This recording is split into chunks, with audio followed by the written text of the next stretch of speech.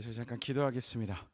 사랑과 은혜가 풍성하신 하나님 아버지, 오늘도 예배 자리로 나오게 하시며 하나님의 말씀을 함께 나누게 하시니 감사합니다. 이 말씀을 통하여서 그리스도의 행복을 찾게 하여 주옵시고, 오직 하나님을 기억하며 하나님 한 분만을 바라보는 시선을 우리의 삶과 우리의 신앙생활 가운데 있게 하여 주시옵소서.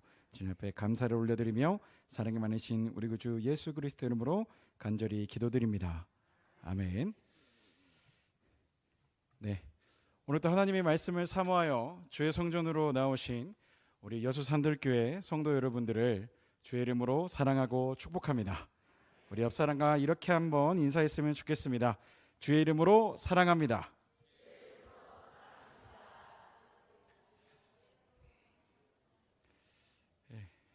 아직 인사가 끝나지 않았습니다. 한 번 더 하겠습니다. 주의 이름으로 축복합니다.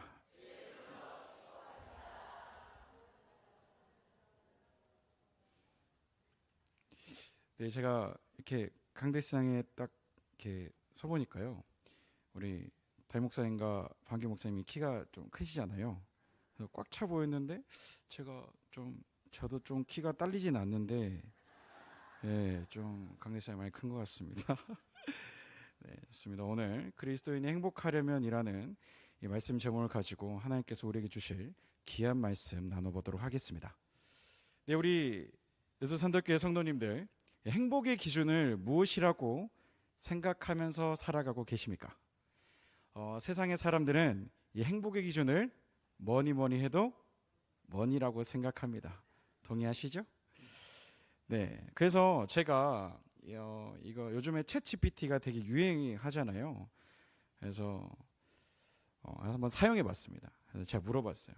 우리는 돈이 얼마나 있어야 행복할 수 있니?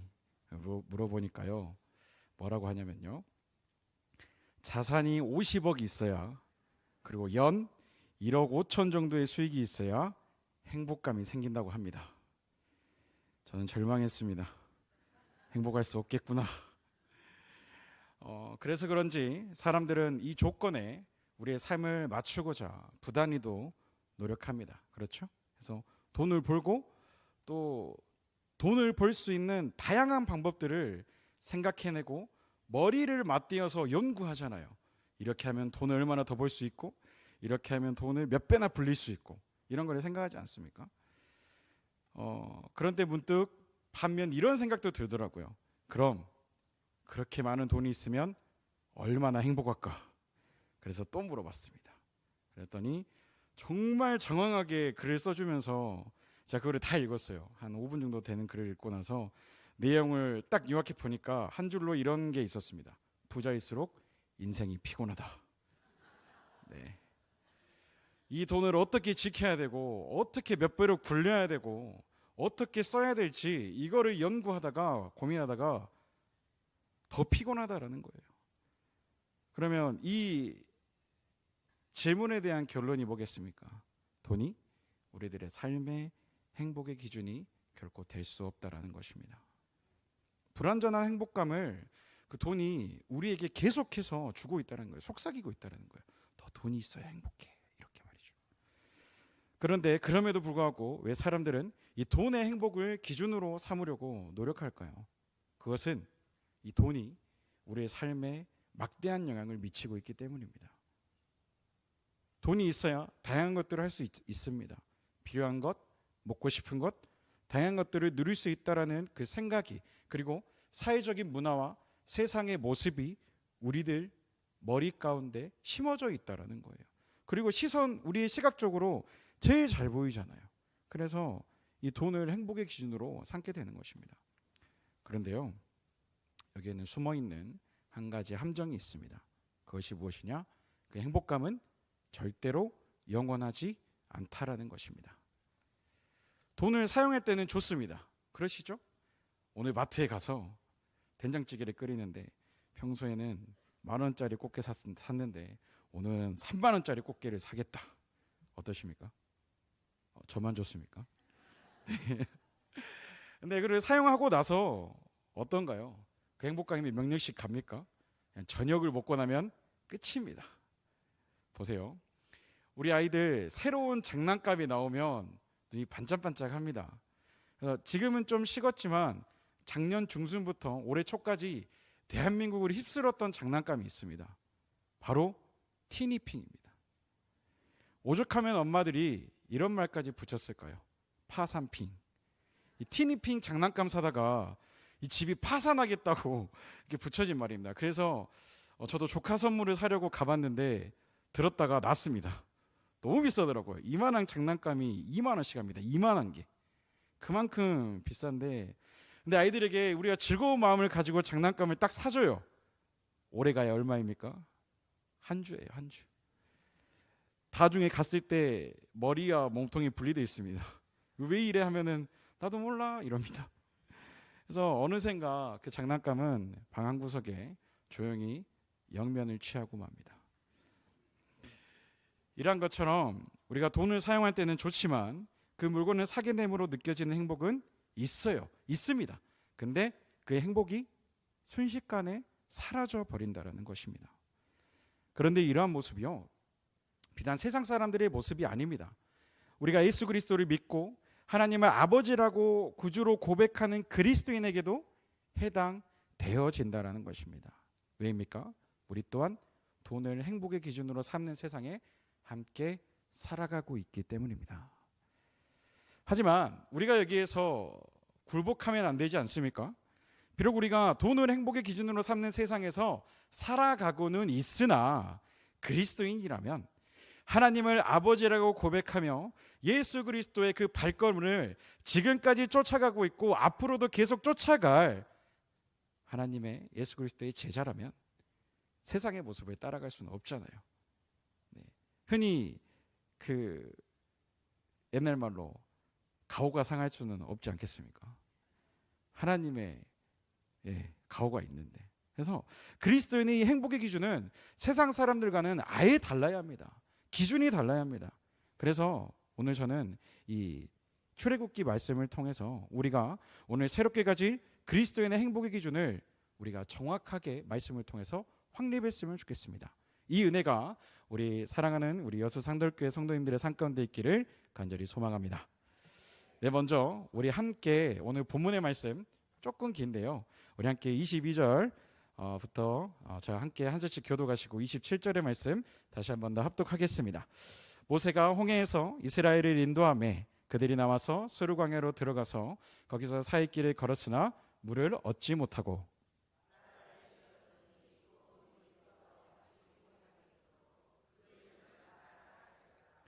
백성이 모세에게 원망하여 이르되 우리가 무엇을 마실까 하매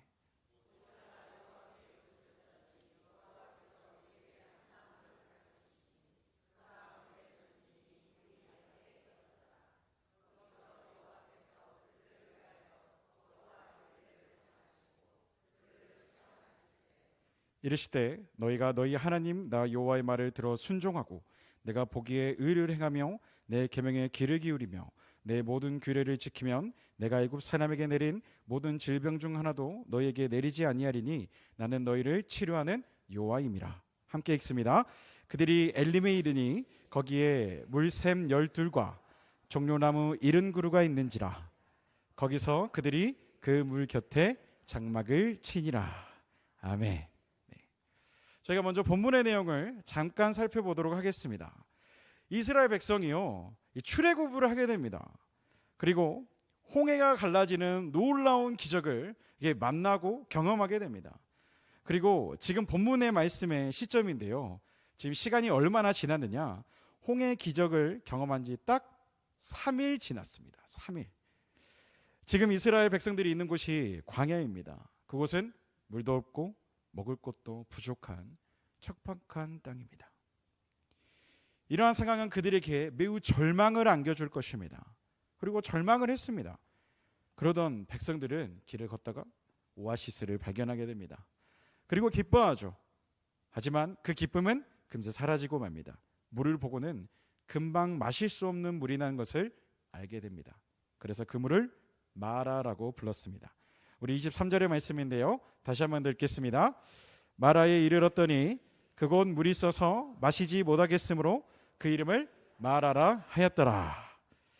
자, 그리고 그 다음 절에 뭐라고 나오냐면 24절에서 이 백성들이 일말의 망설임 없이 모세를 향해서 원망을 합니다. 어떻게 우리에게 이럴 수 있느냐? 우린 배신당했다. 그러자 모세가 하나님께 고백합니다. 기도합니다. 부르짖어요. 하나님, 이 문제를 해결해 주십시오. 그리고 하나님은 모세에게 나무를 물에 던지게 하시고 그렇게 행하자 불은 백성이 마실 수 있는 단물로 바뀌게 됩니다. 그런데요, 여기에서 하나님께서 아주 특별하고 특이한 말씀을 하십니다. 25절의 말씀인데요, 우리 25절의 말씀 다시 한번 더 읽도록 하겠습니다. 모세가 여호와께 부르짖었더니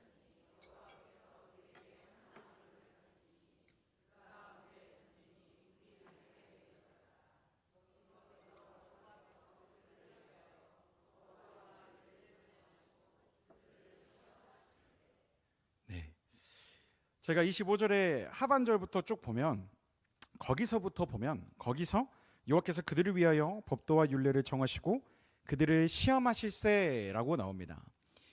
이 부분에서 하나님께서 그들을 향해 뭐라고 하셨느냐, 시험하셨다라는 것에 저희는 주목할 필요가 있습니다. 그러면 왜 하나님께서는 그들에게 처음부터 단물을 주시지 않고 이렇게 시험을 하셨을까? 결국에는 주실 거잖아요. 결국에는 그 목마른 목을 축이게 할 수 있게끔 단물을 허락하실 건데 왜 그렇게 행하셨나? 이것입니다. 그들을 시험하셨나? 이것입니다. 그러면 그 시험의 내용이 무엇인지 우리 26절의 말씀을 통해서 바라보도록 하겠습니다. 함께 읽습니다. 이르시되 너희가 너희 하나님 나 여호와의 말을 들어 순종하고 내가 보기에 의를 행하며 내 계명에 귀를 기울이며 내 모든 규례를 지키면 내가 애굽 사람에게 내린 모든 질병 중 하나도 너희에게 내리지 아니하리니 나는 너희를 치료하는 여호와임이라. 아멘. 보십시오. 하나님은 이 시험을 통해서 단 한 가지를 보시고자 함이었습니다. 그것이 무엇이냐? 그들이 하나님께서 하신 말씀에 순종하는가? 이거 하나를 보시고자 함이었어요. 순종을 시험하신 것입니다. 그런데 그들은 어떻게 했습니까? 제가 아까 며칠이 지났다 했죠? 3일, 30일이 아닙니다. 단 3일 만에 홍해의 기적을 경험한 이스라엘 백성들이었지만 당장 마실 물이 없자 어떻게 합니까? 모세를 원망했습니다. 이게 자칫 사람에게 하는 원망 같아 보이지만 이것은 하나님을 원망한 거예요. 결국 출애굽을 이끄신 분이 누구십니까? 하나님이시잖아요. 그러니까 하나님께 이렇게 말하고 있는 거예요. 하나님, 왜 저희를 출애굽하게 하셔서 저희를 이렇게 고난과 절망과 고통의 땅으로 저희를 인도하셨습니까? 그렇게 말하고 있는 겁니다. 분명히 3일 전에 홍해에서 죽음의 위기를 벗어났지만 그들은 얼마 지나지 않아 하나님의 인도하심을 새카맣게 잊어버렸다는 겁니다. 그래서 원망한 거예요. 그런데 되게 재밌는 게요, 마지막 절에서 27절에서 그들의 태도가 많이 변하게 됩니다. 우리 엘림의 장소에 되들이게 되자 그들이 어떻게 했는지 보도록 하겠습니다. 우리 27절인데요, 함께 읽겠습니다. 그들이 엘림에 이르니 거기에 물샘 12과 종려나무 70그루가 있는지라. 거기서 그들이 그물 곁에 장막을 치니라. 아멘. 보십시오. 이곳에 지금 환경을 보면 이곳은 물샘이 12개나 있고 종려나무 70그루가 정말 흐드러지게 피어있는 상당한 규모의 오아시스였음을 저희는 추측해 볼 수 있습니다. 그래서 이곳에서 그들은 뭐라고 합니까? 물 곁에 서서 장막을 쳤습니다. 장막을 쳤다라는 건 내가 이곳에서 쉬어야겠다, 살아야겠다 마음을 먹었다라는 거예요. 이 마라와 정말 정반대의 모습이지 않습니까? 그곳에서는 단 한순간도 있고 싶지 않았음에도 불구하고 이곳에서는 장막을 쳤다라는 거예요. 그래서 백성들이 이곳에서 보낸 시간은 이 고통스러웠던 노예 생활을 벗어나 처음으로 경험하는 인생 최초의 달콤한 휴가였을 것입니다. 더 이상 노예 노동도 필요 없고요, 등에 채찍질을 해대는 애굽 사람들의 눈치를 볼 필요도 없었습니다. 그곳에서는 이스라엘 백성들의 마음 가운데 있는 서러움이 정말 한겨울에 내렸던 모든 눈이 봄에 녹듯이 그렇게 사라졌을 것입니다. 이것이 본문에 대한 내용인데요. 그러면 이 본문을 가지고 이 그리스도인이 행복하려면 어떻게 해야 되는가? 이거를 저희가 살펴봐야 되지 않겠습니까? 성도 여러분, 우리의 인생에는요, 이 마라가 있고 엘림이 있습니다. 예수님을 믿고 나니 매일 풍요한 삶이 있는 엘림이더라. 혹은 예수님을 믿었는데도 왜 내 인성이 이 참기도 힘든, 쓰기도 쓴, 견디기도 힘든 마라와 같을까?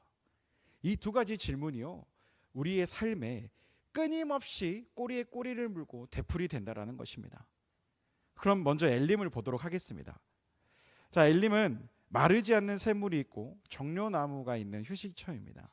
이스라엘 백성이 장막을 쳤다라는 것은 그곳에서 많은 시간을 보냈다는 것을 저희가 미리 나누었습니다. 물이 있어서 농작물을 키우기도 좋고 일단 마실 물이 있으니까 걱정을 하지 않아도 됩니다. 엘림은 분명히 하나님께서 이 당신의 자녀들의 답없는 인생에 주시는 위로의 선물인 것은 확실해 보입니다. 그러지 않습니까? 네, 모든 것이 만족스럽고 하나님의 선하심을 노래하고 찬송하고 싶은 만큼 나의 하나님, 나의 구주시여 감사합니다. 이 마음이 지금 100% 풀충전되어 있다는 거예요. 그러면 이러한 엘림을 우리가 현재에서의 만족이라고 한번 표현해 보겠습니다.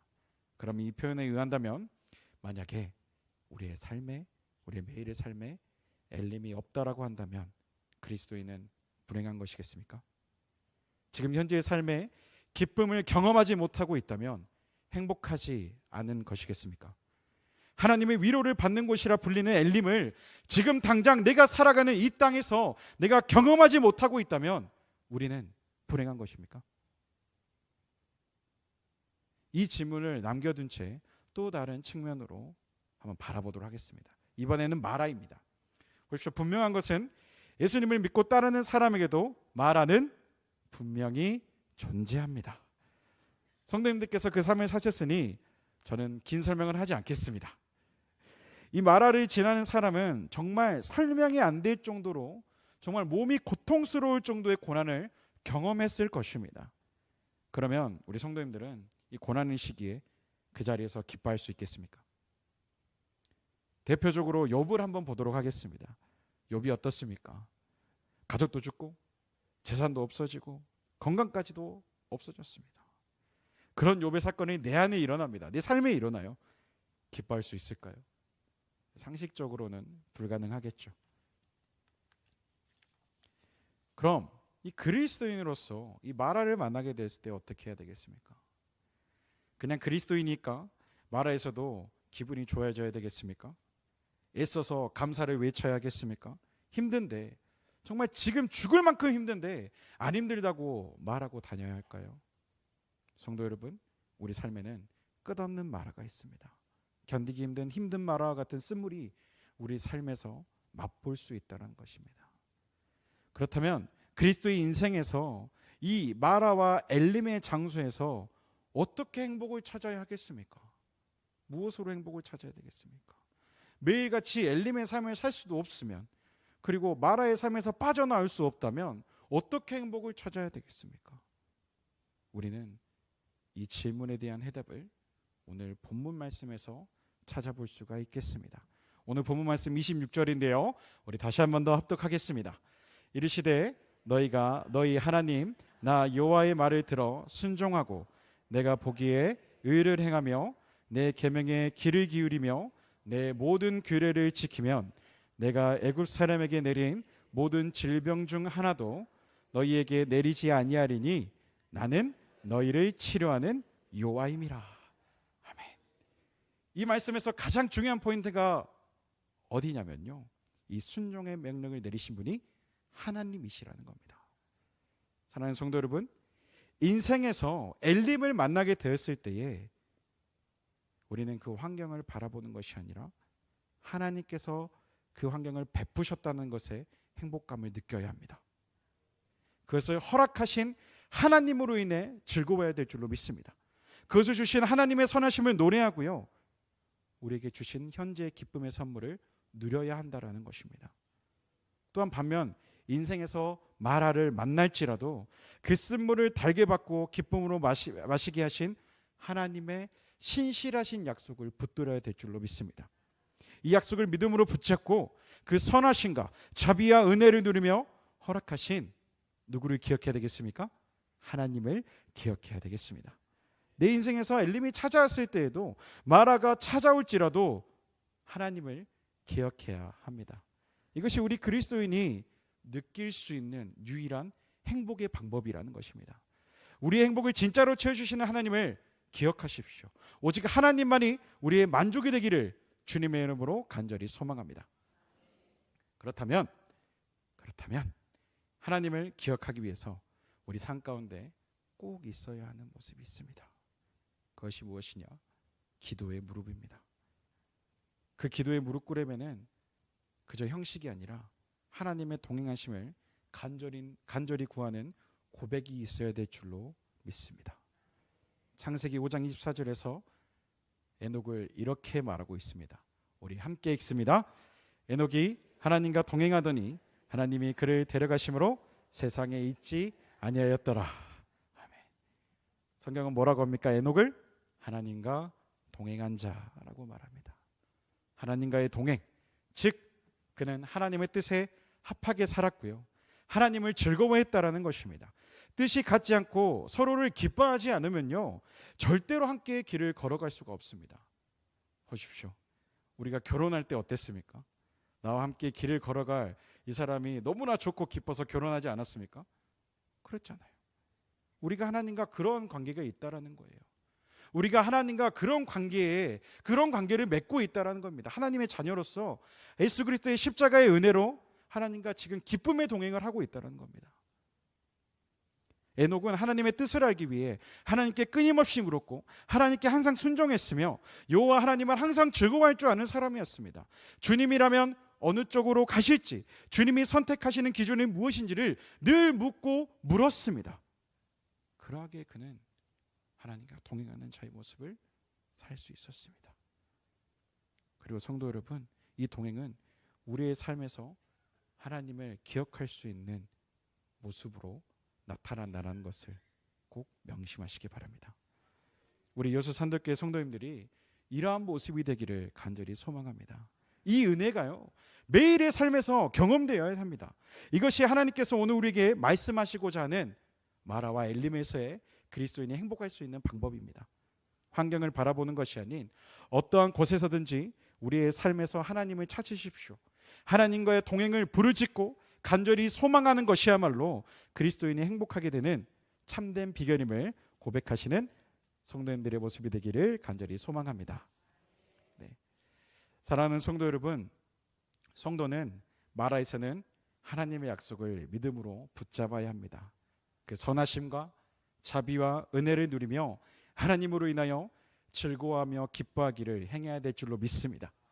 또한 엘림에서는요, 그 자체로 하나님께서 베풀어 주시는 그 환경을 누리며 거저 주시는 하나님의 선하심을 노래하고 기쁨의 현재적 흘러넘침을 누려야 될 줄로 믿습니다.